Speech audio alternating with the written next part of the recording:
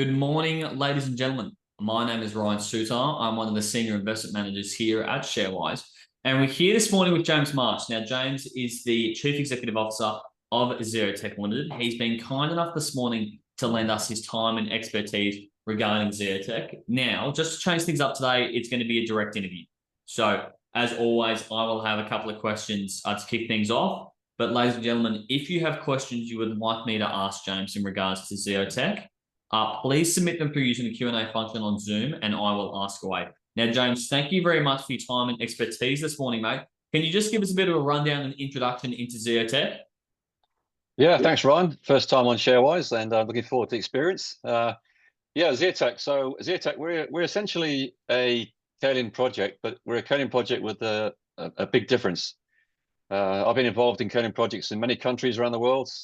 Some very successful, some not so successful, and but this one's definitely got a huge upside, and it's very different.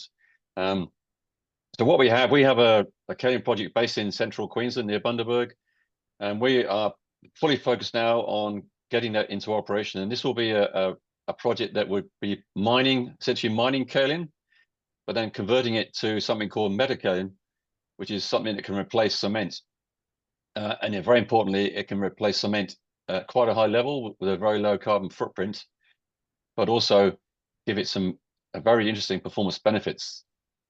So we are a bit different because we are also, our market is domestic, really. So most kaolin projects would have to export overseas, mainly China, other countries. Well, we have a home market here that could use more than we could ever produce, and it's a market that really wants this product. More importantly, it needs this product. It needs this product to decarbonize. At the moment, the construction industry is struggling to find ways to decarbonize significantly. Legislation pressures are getting stronger, and the product we are going to be producing will give them the opportunity to not just decarbonize, but also hit those targets, but also get a better product for the customers. Well, brilliant. Thank you very much for the introduction. So we'll just jump right on into the question. So obviously, first one I've got for you, mate, is going to be a bit of a heavy hitter. So how is the Holcim MOU progressing? Yep. So Holcim, for those of you who don't know, is the world's biggest building products company, Swiss company, absolutely huge outfit. Now, they don't sign MOUs with many companies, very few, in fact. So that shows you the degree of interest that they're prepared to sign one with us. You know, we're a relatively small Queensland-based company. The MOU has been progressing very well. It started off by giving them a large sample of our AusPoz. AusPoz is our product, which is our calcined kaolin product, otherwise known as a high reactivity metakaolin. This is what can replace cement. Now, we gave them a large sample, about 400 kilos. They tested that, and the feedback was, to quote them, was fantastic. So following that, proof of concept was achieved, a first stage, and so we've moved on to a more expansive testing regime. We dropped off over a ton there a couple of weeks ago at their labs, and just recently, in fact, this week, they've just now asked for about 80 tons of material for a huge live trial. So we're now working very hard towards being able to provide that amount of material. Not easy, but we've got plans to do that. We've just extracted over 100 tons from the ground, and that's going to be used to progress that MOU. Brilliant. Well, it sounds like it's really heading in the right direction. Now, obviously, just to shift focus a little bit, obviously, Zeotech, it appears to be operating in what potentially could be, a niche but expanding market. Now, what realistically are the market opportunities, and how does Zeotech intend to capitalize on these opportunities? Yeah, we're in a unique position because this kaolin resource that we have is probably the purest one that in the ground. Purity in the ground is the best I've seen anywhere in the world. It doesn't need any refining, so very important. When you're talking about decarbonisation, replacing cement, then there are materials that can do it, but they're too expensive normally. So what we have to do, we have to produce a product that is economic, but also has high performance. And the fact that we have this very high purity material in the ground allows us to do that. We can mine the stuff. We don't need to do any refining. So there's no water involved, no chemicals, no processing. just goes through a kiln and gets converted to something metakaolin, which can go straight into the concrete. So it means that opens up a whole market to us. And the market for cement replacement, there's about somewhere around about 10 million tons of cement consumed in Australia every year. Our product is capable of replacing up to about 30% of that. So the actual attainable market that we've got, the addressable market, I should say, that we're looking at is we're talking about millions of tons here, not just hundreds of thousands of tons. So the opportunity is huge, and the way we're going, our main problem will be producing enough material for all the customers who want it. Feels like there's plenty of potential to be tapped. Now, obviously, you did just mention previously that for Holcim, you just dug up 100 tons of the product. Now, realistically, for the remainder of the project, what's a bit of a timing outlook?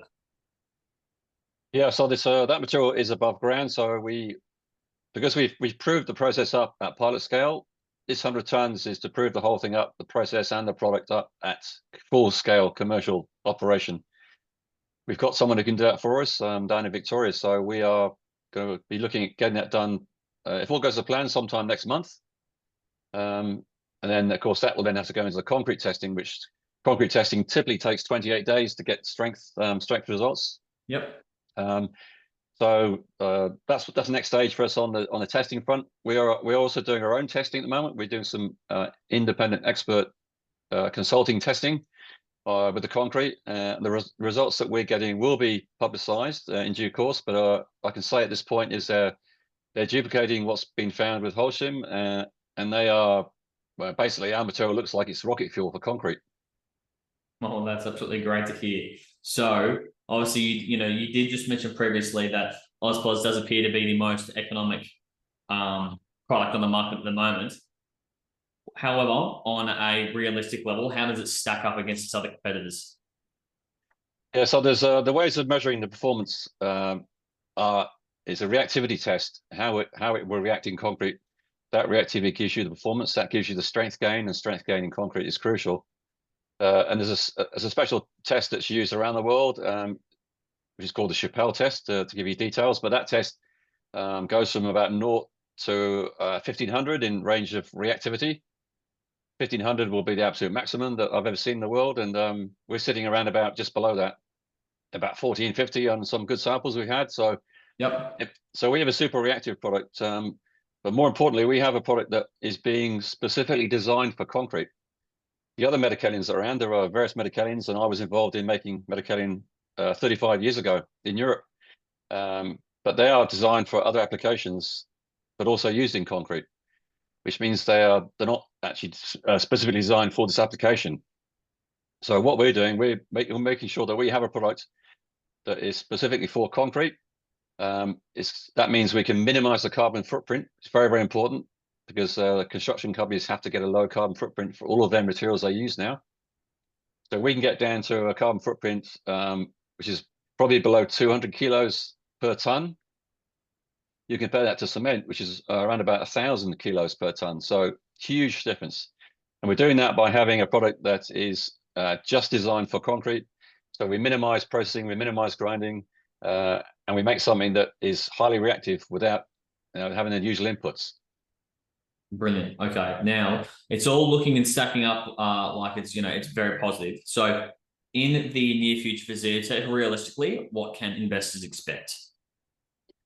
Well, the big one for us is to get our pre-feasibility study out of the way. We're a small team. We're working very hard, and we're getting that done. We've got to set ourselves a very tight timeline. So second quarter this year, we plan to complete the PFS and release that to the market.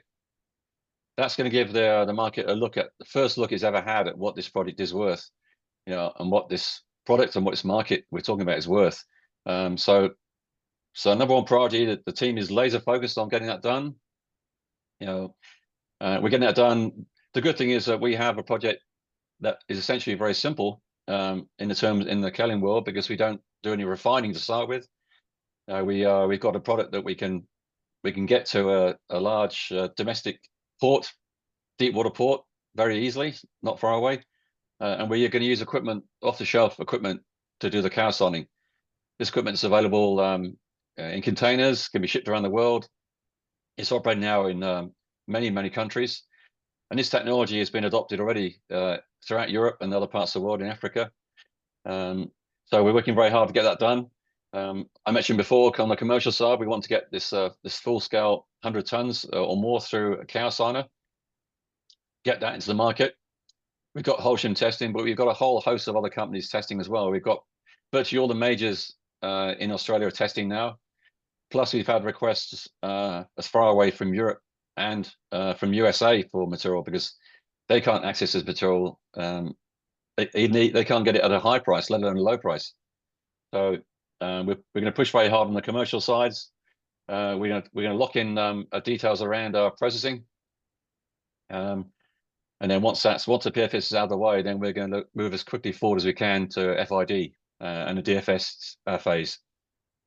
Okay, brilliant. Thank you for the update. It's all sounding very, very positive. Now, obviously, you have mentioned that the legal landscape regarding the construction industry is changing, and it's obviously positively leading to an impact on Zeotech and the key market that it operates in. Realistically, what are some other key trends that are impacting the market that Zeotech operates in?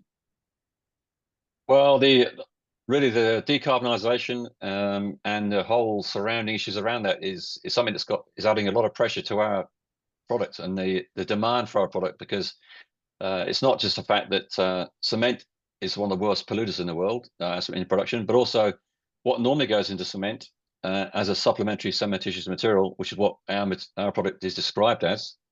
The two main ones are fly ash, which comes from power stations.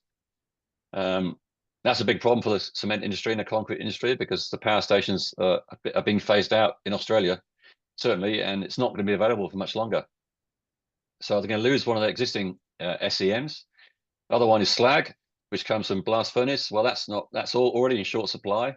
Yep. And those furnaces, the steel production is moving away from the current technology to electric arc style. So slag is also becoming harder to get hold of. And also, those two are really maxed out in concrete at the moment. So there's nowhere else to go.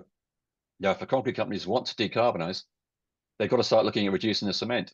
Now, to do that, you need something that's very reactive, just like our material. So we can allow replacement of those two existing products. We can also allow a reduction of the cement. So there's pressure coming from there, some pressure from all directions. Governments are legislating carbon reductions. These companies have set themselves some ambitious targets to meet, but a lot of them haven't got much idea how they're going to get there. They're trying very hard, chipping away at it. Well, this will give them a way of getting a big chunk right away knocked off their carbon emissions. So now for us, the market is dynamics are all shifting exactly in the right direction for us. Well, that's really good to hear. Now, obviously, it sounds like AusPoz is a pretty unique product in the scheme of things. Are there any competitors that have a similar product? And if there is, how are you guys going about maintaining a competitive advantage? There are other metakaolins around.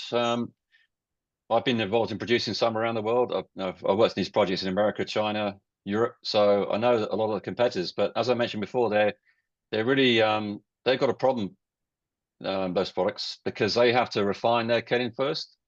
Have to refine it, which first of all gives them high cost. Secondly, it gives them a high carbon footprint.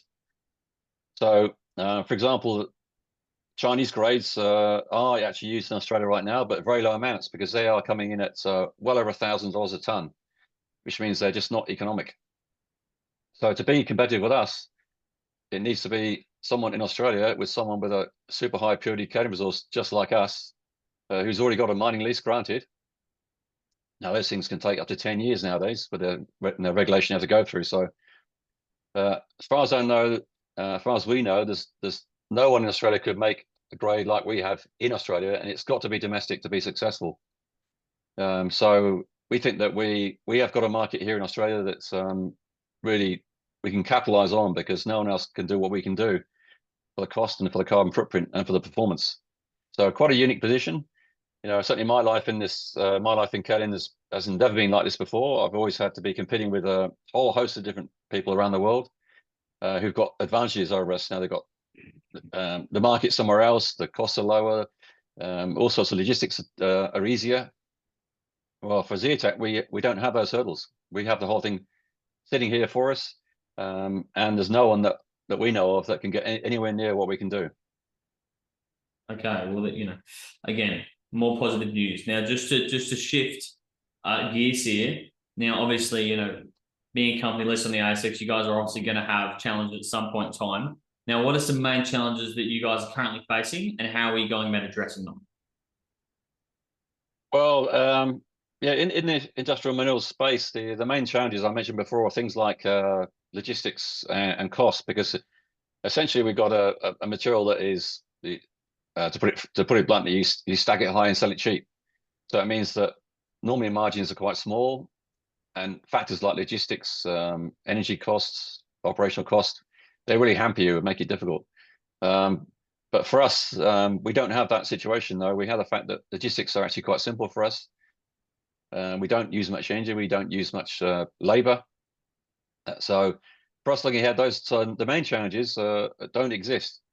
So for us, I suppose the main challenge we will have is just getting through concrete approvals, because the concrete industry and building products industry is very conservative. No, they haven't changed in hundreds of years. So they don't adapt to new things very easily, very quickly. Having said that, mitigation has been used in concrete for over 30 years, but just for technical reasons. This is the first time it's been used for other reasons than technical, and in this case, decarbonisation. So it does take some time. Now, each concrete testing round takes 30 days at least, sometimes 56 days. So for us, it's getting through those. There are a lot of standards to meet. The good news is that mitigation is already approved in Australia under a whole range of standards, so it can be used right now in certain concretes. But we need to push it through other approvals for things like road use, traffic, and main roads and so on. And that'll be our challenge, just getting through those testing rounds. The good news is that the companies are now very motivated to do that, and we're being requested for samples on a weekly basis. As news gets out, people realize that we have a potential solution here, and a domestic solution, then that's becoming easier. And the other thing is now that for us, the main barrier normally is for kaolin projects. You have a whole range of sometimes hundreds or thousands of customers using small amounts on individual contracts negotiated. Well, in our case, we have one customer that could take hundreds of thousands of tons right away, and they're not even the biggest in the country. Yeah. So it means that that barrier is also not something that we will suffer from, because we can get our production signed up with a very small number of real blue chip customers, which are going to be highly credible, highly creditworthy. And so the problem that we have normally with getting offtakes, which that really holds back industrial minerals projects, and especially kaolin projects, it's the commercial side holds them back normally. Now, as I said before, the geology is easy, the mining is easy, the processing is easy normally, but the commercial side is very, very difficult. That takes a long time, and usually it's got big challenges just by geology, geography, I should say, about how far it's got to go. Well, for us, not the same here. We can sell ours X works and sell more kaolin than has ever been sold before to a single customer. Well, thank you very much for that in-depth exploration there. Now we're just going to pivot to some of the live submitted questions. So the first one I've got here is, James, you mentioned demand for metakaolin is more than ZEO can produce. Can you quantify in relation to cents per concrete demand in Australia per annum? Yeah, so numbers wise, there's about 30 million cubic meters of concrete used per year in Australia. Each cube of concrete would have somewhere around about 400 kilos of cement. And current testing we're getting, and based on what's been done around the rest of the world, somewhere up to 30% of that can be replaced by our product.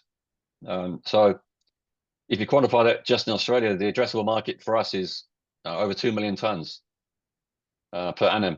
Now, you wouldn't get that straight away. That's just the addressable markets, but you have to work your way into that. And there's two ways of getting into the market with us. The first way, the short-term way for us will be getting into concrete batching plants. So it goes in usually to a silo, and it's dosed into concrete. there's maybe 1,000 batching plants in Australia, maybe more. So that's a bit of a longer process, but it will get in there. But then for us, the next goal is to then get it potentially into the cement, so it becomes a cement blend. So that means it goes into it's almost like being the intel inside in the cement. We get dosed in at source, then that goes out with the current supply channels right through to all the operators and the users. Demand-wise, well, domestically, we'll be in a position where what we want to do is sign up an offtake with a customer that will give us a very solid foundation business, but not all of our capacity, because then the rest of the capacity can make a lot more money. So then we're looking at high value markets, and we're addressing those right now. Also, potentially we could look at export. We don't have to, but we may look at export because we're getting inquiries from these these countries, and they're prepared to pay. They're still paying $1,000 a ton for their product, and they can't actually get it.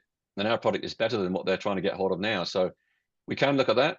But to keep life simple at the moment, to start with, we're certainly, the domestic market is going to be more than enough for us to look after. Okay. Well, thank you for that one. Now, just next up, I've got a participant that asked, how do carbon credits work for Metacolin? Well, this carbon credits has caused, I suppose, early uptake of metakaolin in Europe and other places. Because the governments there are really pushing that, and it's in legislation there, and that's why Holcim's been an early adopter of this, and they are doing this on the big scale, and especially in Europe, where carbon credits and carbon trading is fully enforced over there, and they can see it's coming over here. It's not here yet, but they can see it's coming. So what that'll do is once it's here and the government is more incentivizing those companies to adopt it and use it, then I think the uptake will become stronger, but it'll give us a bit more value to our product, because at the moment, we're looking at replacing cement. Well, there's a certain value there. Our product's so reactive that companies can reduce their cement level, so there's a saving there. But if you factor in the carbon credit side of things, then there's going to be a premium to be had from it. So as carbon trading becomes enforced and the value of carbon goes up, then the value of our product will go up as well. Certainly look export markets, well, that's a incentive for them to look at using our products as well. Always positive to see. Now, another question here I've got is, any news on the tip testing? Do Cleanaway really see this as a cost-effective solution to reduce methane amongst a variety of different reduction programs they already have? Right. Well, this is our what we call our Horizon 2 product. So Metacolin, AusPoz is our Horizon 1, and this is what we plan to produce as first cab off the rank. Now, this is referring to Zeolite. Zeolite is our Horizon 2 product. So Zeolite uses Metacolin as a feed material. So once we've got Metacolin being produced commercially, we can then feed that into Zeolite production. It'll need a different plant to make that. And our leading Zeolite opportunity is for use in landfill sites to absorb methane. We've had testings ongoing. We released some results before Christmas, an ASX release. Results were about 70–80% of methane was removed from these landfill sites, absorbed by the zeolite. So very, very good results that they're very encouraging. So now we're now currently scaling up our laboratory operations to make zeolite. So we're multiplying our output per week. The intention is to get that into a landfill trial somewhere. The next stage is to go to full landfill trials. So we're going to be working hard on that. Yep. You mentioned Cleanaway. Well, Cleanaway are certainly we're talking to them quite closely because they will be someone who could benefit a lot from this. It's not just the cost of capping a landfill and flashing off methane and safety implications. It's also the fact that if they can capture that methane, then they could benefit a lot from this carbon. Now, methane is 28 times worse than carbon dioxide. So there's potentially a lot more value in that than there is in the product itself. So that's ongoing. Testing is ongoing at the moment, but it is going very well. And as news comes out, we'll certainly be releasing that. Really positive to see. Just a couple more to finish us off. Participant asked, what is the FIS and DFS? FIS? There's not really much context to the question, unfortunately, so I can't really enlighten you. FID, it might be financial investment decision. So yeah, so I'll say once the PFS is finished, and the pre-feasibility, then we'll move quickly into finalising the definitive feasibility study. Now, I mentioned before that we have a very simple flow sheet, very simple process. So a lot of things we're doing now are probably up to DFS standard, which means we don't have a lot of distance to cover between PFS and DFS. That means that we'll be in a position to make a financial investment decision, could be very quickly, and that will also be based on getting a binding offtake. If we get a binding offtake agreement with a blue chip customer, then we'll be in a strong position to make a decision to order the first kiln, which in an ideal situation that would happen. And these kiln, the one we're looking at, can be it's 12 months order time from when you order to completion. So it's very quick. And what we'd be trying to do is to get that in and going as soon as possible. So yeah, that's what I mentioned by FID. Brilliant. Okay, well, thank you for that one. And just one last one to take us to the close today. When is the patents going to be accepted in other parts of the world? I think this is referring to Zeolites again. Presume so. Yeah, so Zeolites, the patent process is going on right now. We got a patent granted in Japan, so that was released last year, and we're just working through the patent process in other countries. So so it does take a bit of time. You have to get lawyers involved, which it's never a quick process. So I can't give a definitive timeline on that, but I think this year we'll see some more developments on the patent side of things. On the Zeolite front, really our main goal is to drive through to a field trial, a full-scale landfill trial in Australia. Yeah. And we do need probably a few tons of Zeolite to do that, which we're working on right now. So that's our main goal. If these patents come through around the rest of the world in certain strategic parts of the world, then all well and good, and we'll release those. Great to hear. James, thank you very much for your time and expertise this morning. Is there anything you'd like to leave us with before we wrap things up? Just finish off by saying that so far we are fully on track to achieve what we said we will achieve. No, you never want to overpromise, under-deliver, but in this case, no, we are working on our project timelines. It's going well. There's nothing we can see. There's no trip hazards that we come across yet, and the good news is for any investors, that the results we're getting are far exceeding expectations. So at the moment, we're on the positive side, and we'll be getting news out about that as soon as we possibly can. Great to hear. James, thank you very much for your time and expertise this morning. Really appreciate it. Ladies and gentlemen, thank you very much. Enjoy the rest of your day. Cheers. Thank you.